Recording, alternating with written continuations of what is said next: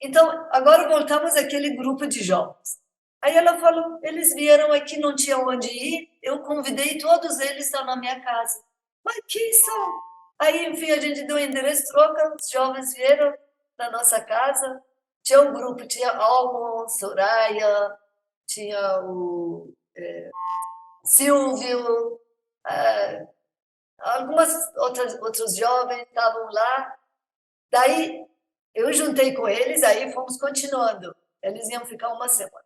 Fomos num programa de TV, chamava Paraná que agora, era muito popular. E aí eles começaram a falar sobre a fé e tal, acabou.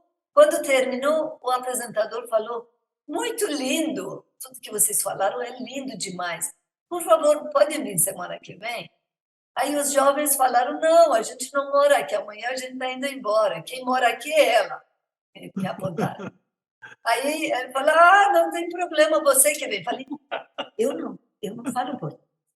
Falei: não, mas você está falando? Eu falei: não, não é só isso que eu sei. Não sei falar. Não, mas você vai estar falando, pode vir. Falei: mas uma oportunidade dessa, eu já comecei a tremer. Como que eu vou falar da fé Bahá'í para um grupo que achava pecado se eu falar algo errado? Então, fiquei uma semana em casa, pedia para ele cuidar das crianças, ficava dentro do quarto, fechava, ficava em frente de espelho e lendo uma página do livro Jardim, Novo Jardim. Não sabia ler, tentava ler e decorar. Ler e decorar, ler e decorar. Decorei uma página. E eu repeti. Uma semana foi um inferno para mim, porque estava fazendo um esforço enorme, coisas que não eram do meu jeito, né? Mas uma oportunidade dessa não podia perder. Sim. Enfim, o dia cheguei lá, Programa ao o vivo? programa era ao vivo, sim. Então, era tudo, eu não enxergava nada, parecia que estava num abismo, tudo preto, assim, não tinha luz, eu não enxergava, apesar daquelas luzes, né? E aí, quando chegou a minha vez, eu falei, eu não sei como falei, o que eu falei, terminou, só recebi assim, um movimento no meu corpo, alguém abraçava, um beijava, o outro vinha, parabenizava, eu falei, o que aconteceu? Eu falei, você falou muito bem, esse sotaque, jovem, sim, É, bem. E as pessoas adoravam. E aí me elogiaram demais, falaram, muito bem, você volta semana que vem. Quando eu falei, eu comecei quase me desmaiando. Eu falei, ai, Deus, mais é, uma semana para decorar outro texto, né? muito Olha, bom. depois disso, fiquei 20 anos na televisão falando sobre a Fé Bahá'í e sempre tentando decorar, porque não queria perder oportunidade, né? Televisão é algo assim fantástico. Eu lembro de. Você conta uma história, eu lembro de outras, né? Nós estávamos em Teresina, passando um período lá de ensino, nesse período que eu morava em Recife, e a gente fazendo ensino e tal, e aí nós fomos na televisão para pedir uma entrevista, alguma coisa assim. E aí nós chegamos num dia que aquele jornal Hoje, que tem o jornal Hoje a nível nacional e tem o local, né? O jornal Hoje a nível local. E aí, quando nós chegamos na emissora, que era a repetidora da Globo, o cara que nos atendeu falou: olha, vocês estão querendo fazer uma entrevista e tal. Ia vir uma professora aqui para fazer uma entrevista ao vivo sobre educação. Só que ela acabou de ligar falando que não vai poder vir. E nós temos um período de 20 minutos. Então, vocês poderiam ocupar esses 20 minutos, a gente entrevistaria vocês. Nós também teremos, né? Mas aceitamos, né? E aí, pronto, fomos entrevistados ao vivo. A entrevista foi ótima, porque a gente deu para ele um folheto antigo que vocês conhecem, que tem pergunta e resposta. O que é a fé Bahá'í? Aí pergunta, quem são os Bahá'ís? Aí eu falei com ele assim, isso aqui vira um roteiro. Você pode pegar o folheto, ler a pergunta e nós respondemos, porque a gente sabia de cor aqueles folhetos todos, né? Aí foi o que ele fez. Foi maravilhosa a entrevista. Chega no final e falou: nosso tempo está terminando. Eu queria fazer uma pergunta para vocês.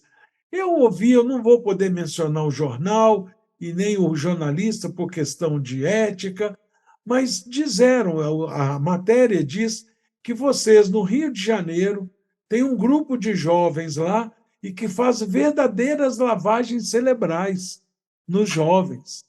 Muda a cabeça dos jovens e que deixam de ser católicos ou deixam de ser evangélicos. Na época, não falava muito evangélico, falava crente. Deixam de ser crente para se tornar da religião de vocês. O que vocês têm a dizer? Era a última pergunta da entrevista. Aí eu falei: olha, o senhor não pode dizer nem o jornalista, nem o jornal, fica até difícil, mas o senhor está nos dando a oportunidade, porque nessa entrevista a gente tinha dado o endereço da sede local de Teresina, que a gente ia promover reunião de jovens no sábado seguinte. Aí eu falei assim: o senhor está nos dando a oportunidade de aproveitar e convidar até a Polícia Federal, convidar o delegado de polícia da cidade, do distrito lá do bairro da sede, e nos visitar, porque não existe isso de lavagem cerebral. Porque Bahá'í é uma religião independente, mas tem um princípio que é livre e independente pesquisa da verdade. As pessoas estão livres para pesquisar e acreditar se desejarem, tal, tal, tal, e terminou. Aí ele agradeceu, terminou a entrevista. Aí eu falei com ele: olha, fora do ar, você pode dizer para nós que jornal é esse? Ele falou: não tem jornal nenhum, não, rapaz, tudo invenção minha. Isso é porque a entrevista sua foi maravilhosa. Eu queria terminar assim com uma pergunta bombástica. Falei, quase que a gente enforcou o cara, né? Falei, como opinião bombástica? E se a gente ficasse assim, sem querer ou não saber o que responder, ia dar a impressão de que era verdade. Falou, não, vocês foram ótimos, parabéns. Olha, a gente passa realmente por situações que a gente não imagina, né? Mas sim, aí estão em Londrina, e quando é que aparece assim? Deve ter tido alguma declaração, alguma coisa que vocês nunca esquecem, né?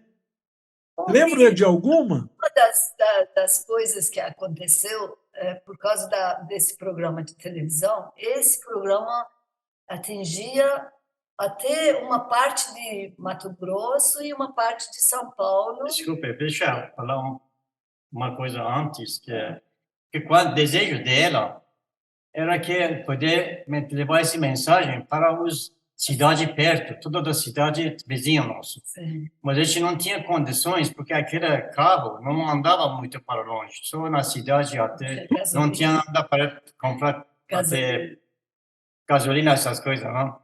Então, o desejo dela era para ir na toda a cidade, não sabia, não podia fazer isso. Com crianças pequenas. O que acontece? O resto ela continua. A mãe dela tinha um sonho. Agora, o sonho dela, ela vai falar para você o que aconteceu nesse sonho.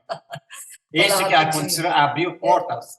Não, ela sonhou sonhou com Bob e que deixou uma moeda na mão dela e uma bala na minha boca. E daí esse desejo que eu tinha ir para a aldeia, cidades em volta, tudo morreu porque não tinha nem condição financeira, nem com crianças pequenas a gente podia ficar viajando para lá e para cá. Só que depois de um pouco tempo a gente viu que, através desse programa de televisão, eu fui em todas as aldeias, todas as cidades em volta, porque chegava cartas, muitas cartas, assim, a maioria dessas cartas está registrado ficou na sede Bahá'í de Londrina, está lá registrado. Cartas de todas essas cidades, porque aí eu fui aprendendo como apresentar. Então, um mês falava sobre educação Bahá'í para as crianças, um mês falava só sobre casamento, enfim, todos esses ensinamentos eu fui colocando. Então, aquela bala abriu a boca dela para aprender. Aquela bala deu aquela. Então, depois de tudo isso, porque muita gente declarou Bahá'í, eu mandava curso por correspondência. Todo mundo que me mandava carta, e eu mandava curso por correspondência, eles declaravam Bahá'í. Tinha alguns que mandavam até contribuição para a Assembleia Nacional. Então, muita gente declarou Bahá'í. Uma vez eu consegui ir com um tio meu para uma cidade Paraguaçu Paulista, que era de São Paulo, alguém que tinha declarado, e ficava mandando muita carta, e a minha vida era isso, responder essas cartas, porque não era telefone na época, era Sim. carta. Então, respondia, até desenhava Templo do Baba ali do lado, escrevia, eles perguntavam um monte de coisa sobre casamento, sobre educação da criança, eu pegava os livros, escrevia e mandava para eles. E aí chegou tanto essas declarações que o Comitê Regional de Ensino, CRESU, chamava, eles formaram um grupo para eles viajarem e conhecerem esses bahá'ís que estão declarando. E esse grupo, os meus pais também ficaram junto com esses grupos, e eles foram visitando todas essas cidades.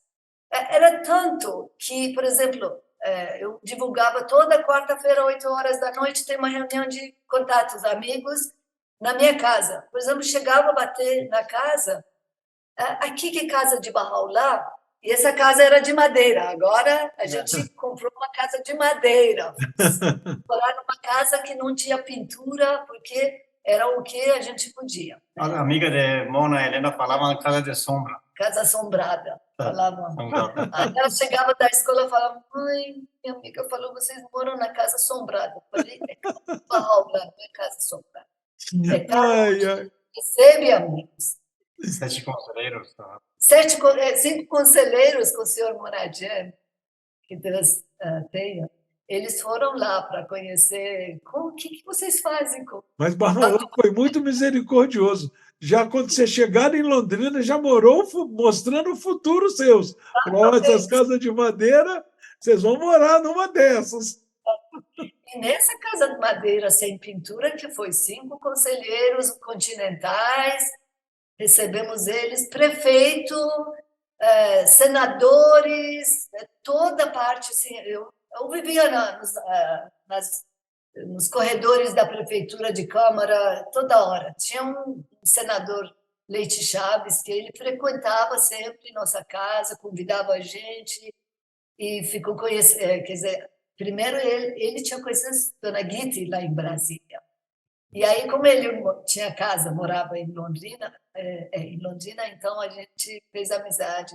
Tanto que ele me convidou uma vez para uma reeleição dele, falou: vai ter tal lugar, tal, você vem cantar aquela oração Bahá'í. Tinha provações assim também, né? Para a gente ver até onde a gente pode ir, né? Então, eu falei que não posso, só posso cantar na sua casa para sua família, mas lá não posso. Então, esse grupo, quando foram visitar essas cidades que tinham declarações, esse grupo formaram 7 assembleias, junto com esses novos bahá'ís, eles foram ensinar para outros.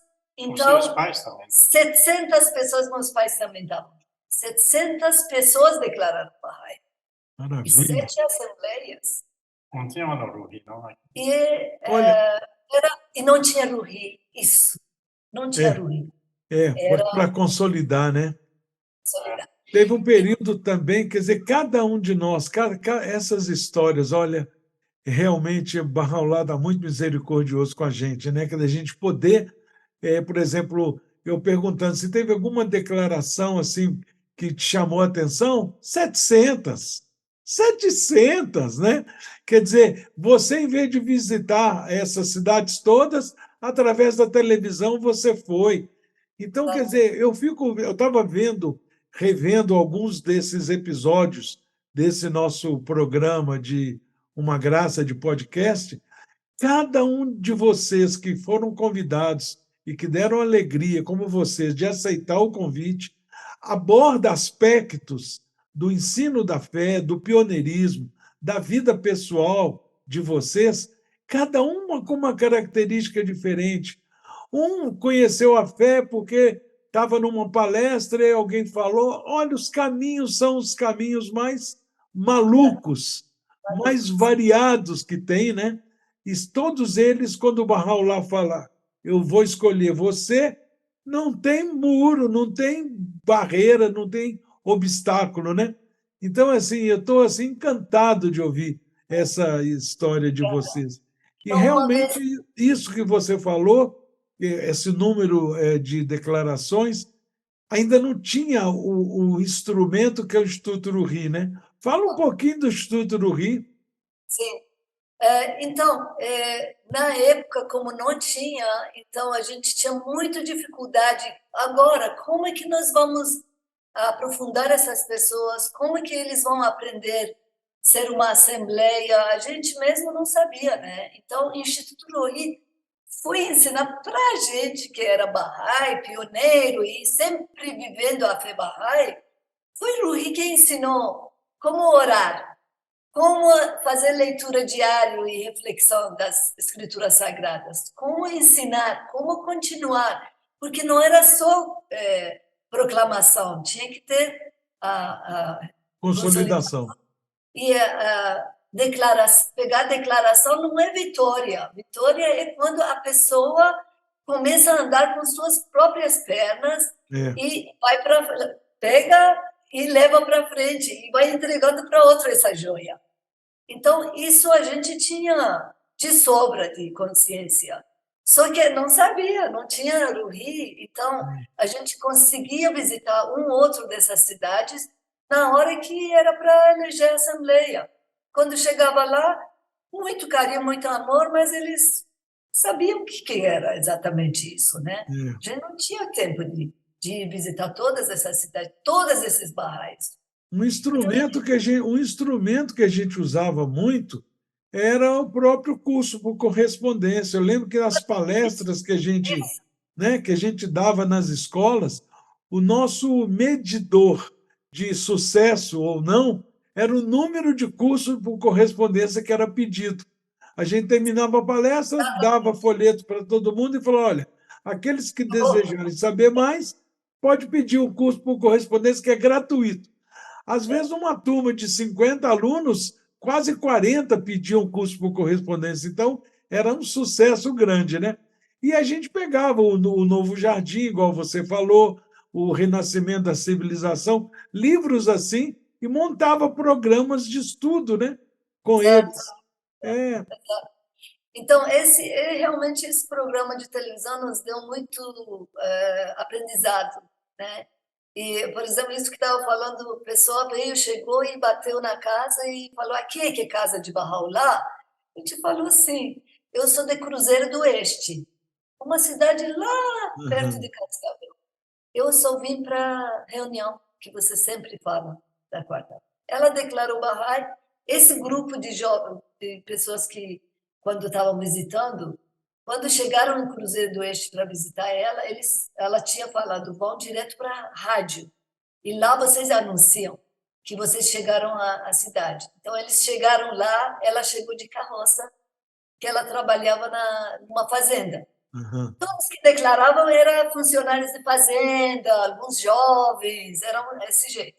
Ela chegou de carroça, pegou as 7 pessoas que eram, 7, 8 e 9, não me lembro, meus pais juntos. Ouvi pela rádio, não? O rádio falou: Maria Tereza, seus amigos lá de Londrina estão aqui, vem buscar-nos. Era desse jeito. A Maria Tereza chegou de carroça, levou eles ficaram uma semana na casa dela, ensinaram, ela levou em todas as fazendas em volta, um monte de gente, declararam um monte. Essa Maria Tereza ficou na minha casa aquela noite, falou: não tenho como voltar agora. Eu falei: você vai ficar aqui dormir na sala, não tem problema, casa de madeira.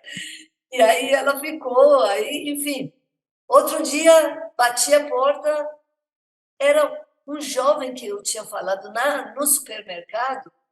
Ela trabalhava no supermercado, à noite estudava.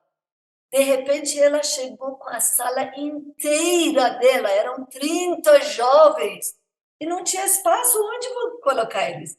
Chegaram ali, eles declararam Bahá'í. Muita gente declarou Bahá'í, muita gente. Na televisão saíam assim, os pessoas que chegavam de outros programas falavam: ontem fomos na casa da Faizê. Os copos que ela coloca na mesa, um é de requeijão, outro é de, não sei, molho de tomate. mais o jantar, mais a conversa, mais a Febahai. Aí falavam da Febahai. Eles falavam, né? É incrível, Mas, né? então, minha mãe, aquele sonho que ele contou, minha mãe falou, agora entendi aquele sonho. O Bar colocou bala na sua boca para você falar bem na televisão e colocou dinheiro na nossa mão para a gente fazer viagem de ensino, para poder falar É declarações. incrível, incrível. Olha, você contando isso, eu tô viajando aqui também. Minha primeira casa, quando eu casei, a minha casa em Manaus também era de madeira. Só que a casa que eu levei Verônica, tirei Verônica de uma casa boa e levei ela para uma casa de madeira que era meio de lado, assim. A gente lavava a casa, o assoalho, aí a água descia, assim, escorria. Nós casamos num dia e viajamos para Minas, em lua de mel, né? E aí ia ter uma escola de verão em Manaus.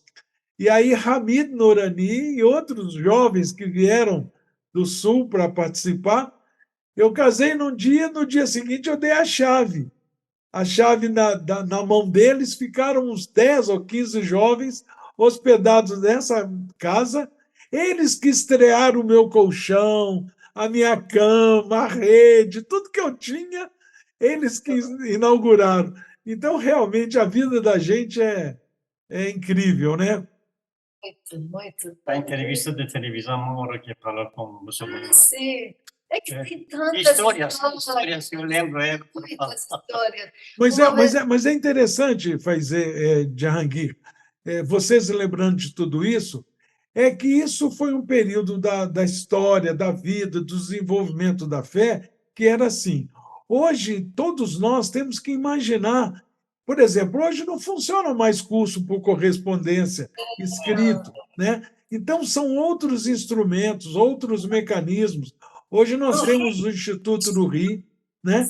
Então, quer dizer, o que a gente pode fazer? Mas uma coisa não mudou, e eu acho que não vai mudar, que é o espírito de pioneirismo que vocês estão trazendo para nós. Esse espírito de coragem, de determinação, de não desistência, como o Jahangir falou, de paciência, porque a coisa não é plantar hoje, amanhã já deu fruto, não. Plantou demora muito, às vezes, e às vezes morre no caminho, mas nasce lá na frente outra coisa, né? Então, acho que esse espírito de pioneirismo ele se mantém, né? Exatamente. Então, é isso que ele falou aqui. Lembrou de um dos programas de televisão, muita perseguição lá no Irã, e aí um dia eu só falei sobre isso. Daí o diretor desse programa era um advogado, professor da universidade, Dr. Mauro, ele que apresentava coisas sérias desse programa. Então, quando eu falei terminou, ele foi lá, não sei o quê, na época de Khomeini. Aí, dali a pouco, depois do programa, eu ficava esperando, eu ajudava lá para distribuir leite, óculos, remédio para os pobres que chegavam ali pedindo coisas, né? E aí ele me chamou, vem. Falei, vem aqui. Vamos entrar de novo no ar. Era programa ao vivo, né? Eu fui meio assim, você só fica do meu lado. Você não precisa falar nada, só fica do meu lado. Tá bom. O que ele quer dizer, né? Aí entrou, depois de comercial, entrou no ar, aí falou, pode colocar no ar. Daí era uma... São vocês dois. Eu e o Dr. Mauro. Ah, tá. Era diretor da TV que apresentava as coisas mais sérias do programa. Sim. Porque tinha fila de pessoas lá, como era muito popular, quem queria emprego, empregada, não sei, qualquer coisa, ficavam fazendo fila e tal. E aí tinha vários apresentadores. E quando era assunto muito assim, mais elevado, ele que apresentava. Daí eu fiquei do lado dele, aí ele falou, pode pôr o telefone no ar. E era um senhor que começou a falar muito mal da Febahai e muito bem de Khomeini e Islã. Que essas pessoas, como eu estava falando, da perseguições, tudo isso. E aí ele fez questão, ele fez um show, esse Dr. Mauro, respondeu ele, digamos assim, calou a boca dele, né? E falou que eu acredito na Fé Bahá'í, porque tudo que ela vem apresentar aqui só é para engrandecer a humanidade. Então, educação, tudo isso. Então, ele já conhecia a Fé Bahá'í, fez aí, me abraçou ali no ar, falou, muito obrigada que você vem toda semana trazer essas coisas. O senhor também tem que aprender, falou para o cara, né? E desligou. Que Ele maravilha. falou, ufa, agora quando morrer, eu sei que Paula vai me levar no céu. Vou para paraíso, porque o mais importante que eu podia fazer na minha vida foi hoje, de Pois é. defender o Bahá'í. Gente boa. É sempre assim. Eu acho que assim nesse momento a fé Bahá'í, quer dizer assim, o fogo que Bahá'u'lláh ateou na humanidade, inimigos da fé querem jogar água para apagar, mas no momento aquela água transforma em combustível. E, em vez de apagar, aumenta o fogo. Esse cara que foi na televisão para falar mal da fé Bahá'í, ele deve ter se arrependido. O telefone. Ele deve ter se arrependido, porque ficou pior, né? E era a época que tinha muitas perseguições. Ele me falou, você não vai sair sozinho daqui. Porque ali na esquina ele deve ter mandado alguém aqui para... Porque o Paraná tem o islamismo no Paraná e no Mato Grosso é bem forte, né? Sim, Sim. exato. Em Foz de Iguaçu é centro, mas em Londrina mora, né, o líder religioso. Então. Uhum. Pois é. Mas Você pessoa no...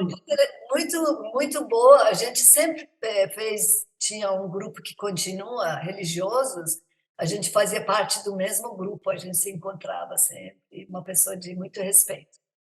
Mas outra coisa, talvez eu falo rapidinho, era um Bahá'í que era, assim, digamos, 50 quilômetros de Londrina, de uma fazenda também tinha declarado Bahá'í, e ela escrevia tanto, e ela que mandava contribuição para a Assembleia Nacional, e eu tinha muito desejo de visitar ela, né? Aí um dia, aquele nosso carro que ficava na garagem não saía, por causa de gasolina, falta, né? A gente não tinha, mas o irmão dele, que morava em Ribeirão, uns 7, 8 anos depois, foram morar de pioneiro em Rolândia. Rolândia ficava no meio do caminho. Aí a gente falou, vocês topam para a gente ir na casa dessa senhora e visitar junto? Porque assim o carro dele era grande e a gente cabia todo mundo. A minha cunhada, que colocou o nome dela Glória, Furur o nome dela, né? Ela falou, vamos fazer um arroz também e vamos todo mundo junto. Aí fizemos uma panelão de arroz persa e fomos procurar. Quando chegava na fazenda, a gente eram terras.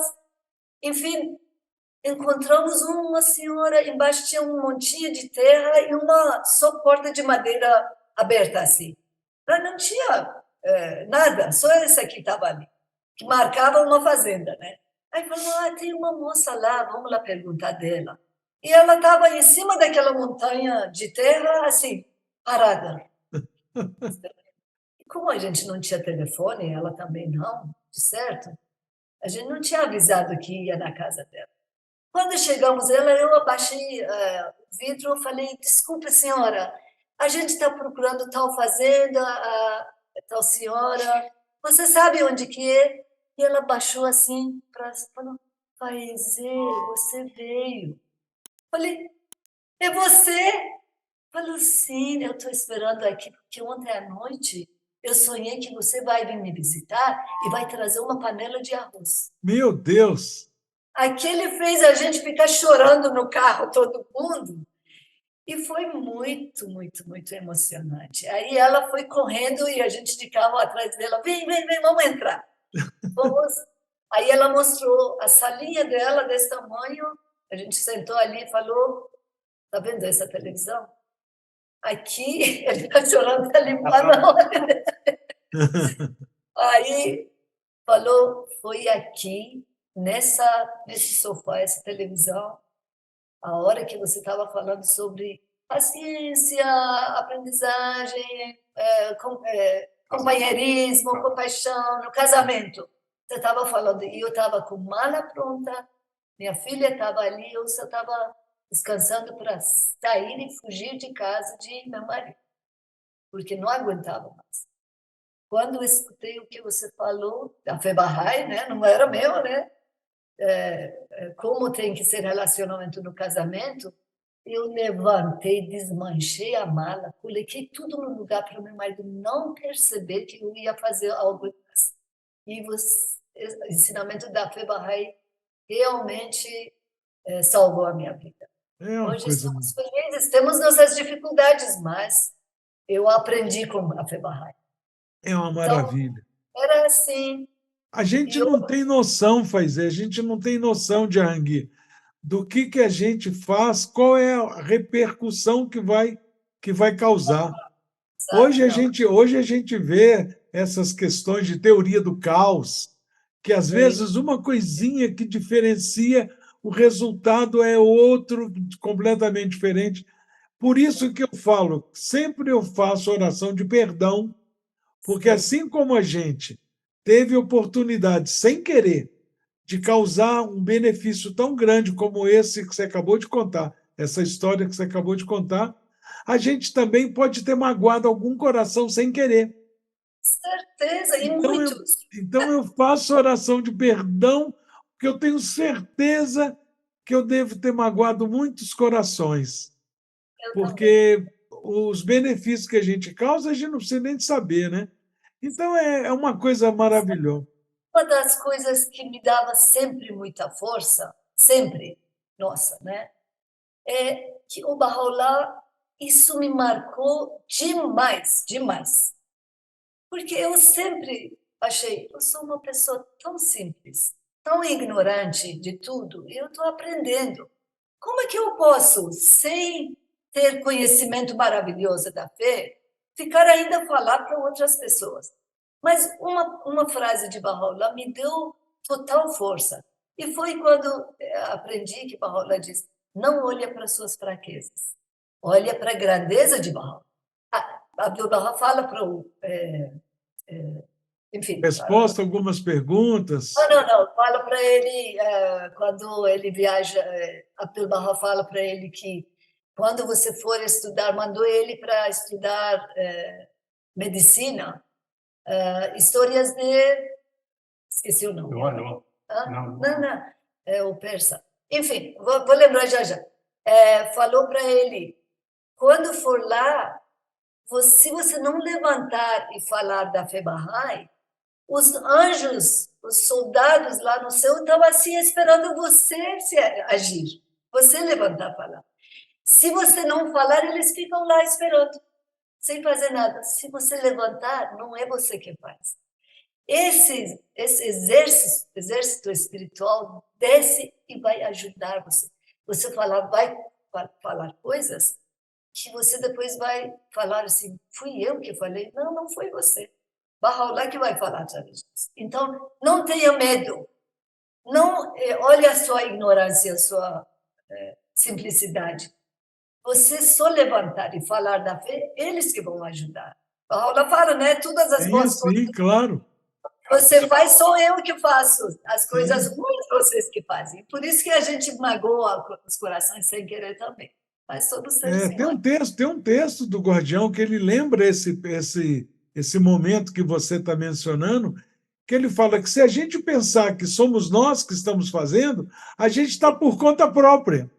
Exatamente. Se a gente tem consciência de que realmente são inspirações de Deus que estão nos usando como instrumento, não somos nós que fazemos, né? Ô, Faizê, eu não queria terminar esse nosso bate-papo delicioso sem você falar desses quadros aí. É você que faz essas obras de arte? Esse aqui? Esse, tem um atrás do Jahangir. Esse. Sim, aquele outro também. Sim, a gente faz juntos, na verdade. Sim, claro. Na pandemia, como a gente é também aposentado e tal, né? Na pandemia sobrou muito tempo. A gente dividiu nosso tempo. Período de manhã era estudo. Então, a gente pegava todos os livros do Tahir Zadeh, de outros, a gente leu na pandemia, estudava, não lia, né? E outro tempo a gente começou a adquirir, porque eu faço pintura também, eu nunca me considerei artista, mas adoro tintas, né? Aí eu descobri esse trabalho de pontinho na redes sociais e tal, e começamos a fazer. Então, Mas você vende esses trabalhos, Faizê? vendo, assim, quando tem muitos pedidos, quando eu não consigo mais presentear, eu vendo. Muita gente lá fora também estão pedindo, porque eu coloco na coisa. Mas Isso. o objetivo não é vender. Mas eu preciso vender porque é aposentado e tal, então o Precisa de material vender. fica caro. É, Mas muitos já receberam esse, tanto compra como presentes. não. O seu também vai chegar.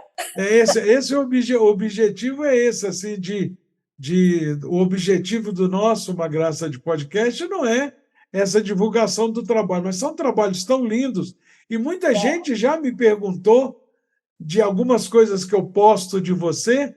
Você mesmo deu uma entrevista, você participou de um podcast que eu mandei para algumas pessoas e você mencionou esse dom artístico seu, né?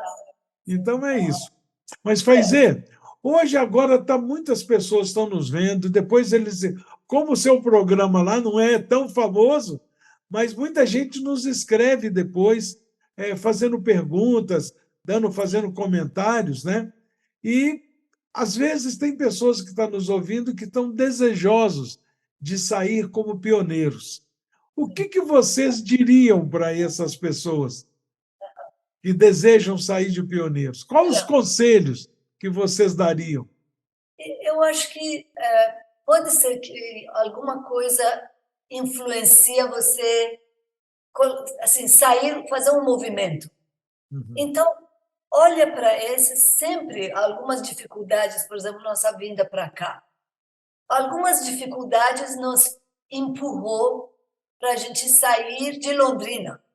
Só que se você sair para mudar de lugar, ter uma vida melhor materialmente ou uma cidade melhor, isso, aquilo, pode tirar seu cavalinho da chuva que você não vai ter sucesso. Essa foi ótima. Você tem que ter aqui no fundo do seu coração, que é a casa do Bahá'u'lláh, né? Seu coração, meu lar.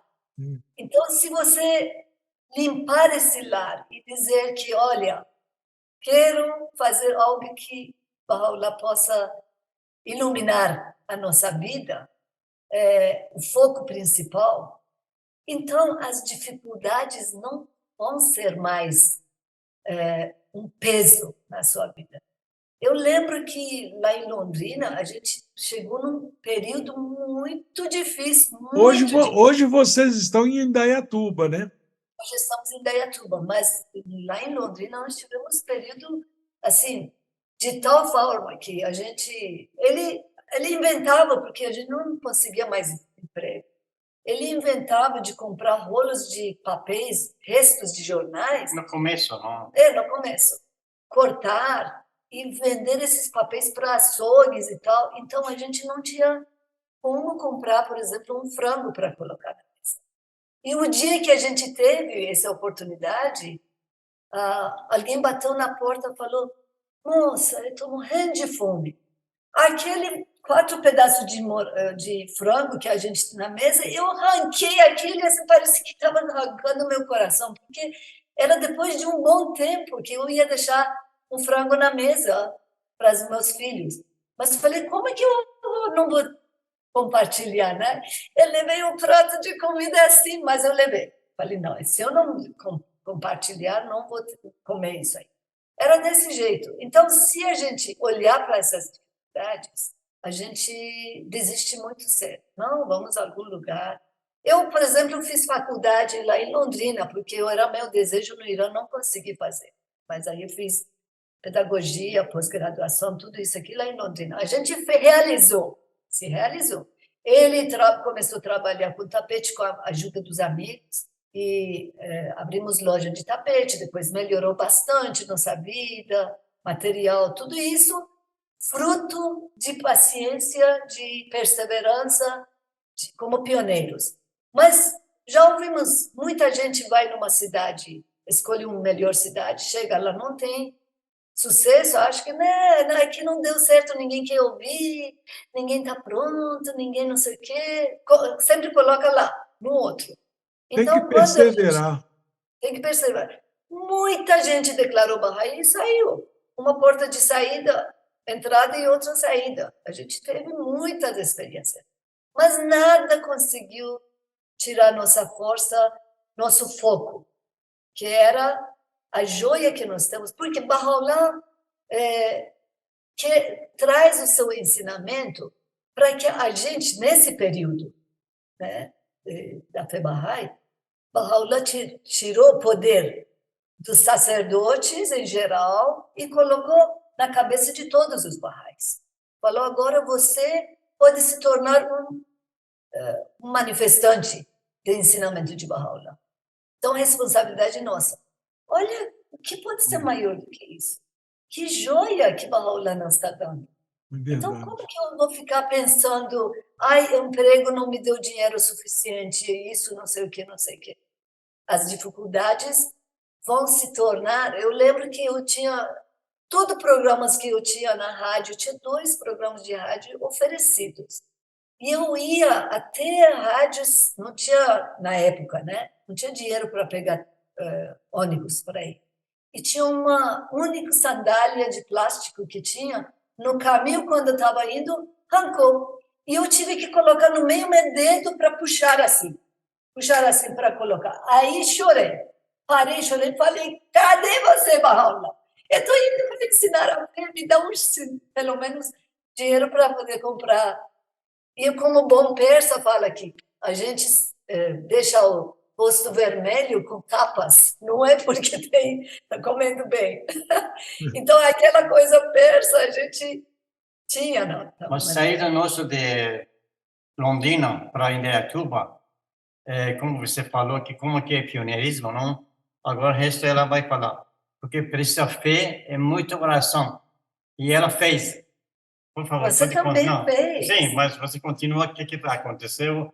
Depois que a dificuldade apareceu em Londrina, nós tivemos que pensar, pedir a Deus para deixar um caminho para nós para frente. Ela fez uma oração. Tem uma oração de... chama Hajat, quer dizer, quando você tem um pedido. Desejo. De Baha'u'lláh, quando tem um pedido muito assim, desejoso, você faz abluções, passa perfume, e tem versos que você vai repetir, aí dá um passo para frente, dá outro passo para frente. Então, tem digamos, ritual, né? Uhum. E nesse período que a gente estava tentando ver se aposenta ou não, falamos, nós já fizemos o que era de pioneiro para Londrina. O que nós temos que fazer mais? Nós temos que aprender a desprender e deixar que a comunidade que anda sozinha não precisa de pioneiro mais, que fica cuidando tudo isso. Para fazer uma coisa que satisfaz agora o nosso desejo também continuar como pioneiro. Então, eu fiz essa oração e eu esperei no finalzinho para a resposta, como diz o guardião, né? 5 passos de orações. Sim. Aí fui seguindo. Meditação. Daí eu esperei, de repente veio uma voz dizendo, saia de Londrina. Londrina, para mim, para ele também, é o nosso coração, assim, não separa mais. 40 anos. 40 anos a gente ficou. É o lar de vocês. Você foi lá nos ajudar, tadinho, com aquelas frutinhas que tinha, você falava, era muito bom, né? Fruta que tinha lá, a gente fazia Jabuticaba. jabuticaba. A gente tinha bolo de jabuticaba, geleia de jabuticaba, suco de jabuticaba. Você falava, cansei de jabuticaba. Tudo que tem aqui tem jabuticaba no meio, né? Mas que era delicioso. E aí, quando veio esse pensamento, eu falei, não, esse pensamento é Ivan. Vou falar para o Jahangir, ele vai dizer, Imagina se a gente sair de Londrina, né? Quando eu falei para ele, imediatamente ele falou: você não tem vergonha de fazer oração Bahá'u'lláh bem no teu ouvido dizer saia de Londrina, ainda vai dizer, não era isso a resposta? Eu falei, epa, meu Deus! Então, a minha fé foi, assim, Abalada. falada, né? E falei, então vamos sair de Londrina, vamos treinar o desprendimento. Porque nunca pensei que a nossa, assim, quando aconteceu como que chama, a Epístola de Ahmad, quando Baha'u'lláh fala, quando for atingido por aflição em meu caminho, nem por isso te Ou perdoo. humilhado por minha causa. Então, isso sempre leu, eu falo, não, mas nunca, os problemas nunca associei que eu tive problemas no caminho de Baha'u'lláh, de jeito nenhum, tudo foi bênção, sempre foi. Coisa, né? Assim, que tem problema. Enfim, aí a gente levantou de novo e aí Mas estamos olha, aqui. quando eu fiquei sabendo que vocês estavam em Indaiatuba, eu falei, mas a cara deles é Londrina. O sobrenome deles é Londrina. Como é que é isso, né? É incrível. Gente, olha, esta Uma Graça de podcast tem imensa satisfação em ter recebido vocês. Muito obrigado mesmo pela essa maravilhosa participação. Mas aqui, como a apresentação é dos convidados, a despedida também. Então, vocês se despeçam da maneira que desejarem, mas receba a nossa imensa gratidão por ter aceito esse convite. Muito obrigado mesmo. Falar alguma coisa para despedir? Não? Não. Então, vou falar de nós dois, então. Em primeiro lugar, realmente, uma satisfação, é um ego também, pode ser, que a gente deixa registrado a nossa vida de pioneirismo aqui junto com você. Muito obrigada. Mas que realmente as pessoas que assistam olham para esse lado de que jeito cada dia mais a gente aumenta nossa fé, nosso amor pelos ensinamentos de Baha'u'lláh. A gente precisa estudar, não tem jeito. Sem estudo, a gente tinha muita gente que declarou Bahá'í. Como não estudaram e ficaram esperando outros alimentar e ensinar, entraram numa porta, saíram do outro muito fácil. Mas aquelas pessoas que começam a pesquisar por si próprias e começam a entender, refletir. Hoje é no Rio, primeiro tem que fazer no Rio, não tem outro jeito. Agora a Casa Universitária da Justiça está nos dando essa orientação. De Instituto Ruhi, cada dia está melhorando ainda, está mudando algumas coisas, mas é a base para a gente poder preparar as pessoas sem precisar declarar Bahá'í, se declararem muito bem-vindos, mas é a urgência do mundo de melhorar através de ações puras e boas. O caminho é estudo, a prática e ações que o Ruhi nos ensina em cada um desses livros. Então, se a gente não ensinou a gente como Bahá'í, quando eu lembro meu pai antes de morrer fez livro 1, fez livro 2, e portanto que ele tinha saído para ensino, mas depois que ele entendeu quantos erros que ele fez, que ele podia evitar, mas fez, infelizmente. Mas ele morreu, eu fiquei feliz. Meu pai morreu, já tem feito pelo menos 2 livros, né? Então, o que nos dá chão agora é o Instituto Ruhi. Esses dias estava estudando, aí eu descobri que Casa Universitária de Justiça, todos os planos que eles fazem é através de planos, esqueci agora o livro, né? Quando a gente esquece das coisas, né? Planos divinos de Abdu'l-Bahá. As epístolas do plano divino. Epístolas de plano divino. Que todas as mensagens da casa, os planos, conforme planos divinos de Abdu'l-Bahá. Quer dizer, Casa de Justiça está obedecendo todas as escrituras de Baha'u'lláh, Abdu'l-Bahá e de Guardião. Então, é isso. Acho que temos que seguir as cartas de Casa Universal de Justiça, isso é importante, obedecer com assim, coração aberto, não ficar reclamando, a casa mandou isso, mas assim é melhor, tá fora isso. Realmente temos que obedecer, mesmo que for assim, livre-arbítrio, sem livre-arbítrio, assim, obedecer a casa, a Bahá'u'lláh, e De abrir maneira, mão. deveremos ser restritos como o vento. Exatamente. Gente, Isso. olha, muito obrigado mais uma Obrigado. vez. Um beijo bem grande para vocês. Obrigado. Obrigada. Foi um prazer muito grande. Agradeço pela entrevista. Tem muita coisa ainda, mas Com certeza, com certeza. Mas nós vamos ter depois uma segunda, uma terceira, uma quarta parte, se Deus Ok. quiser. E de bom. obrigado, muito obrigado. Tchau, Obrigado tchau. a vocês. Tchau.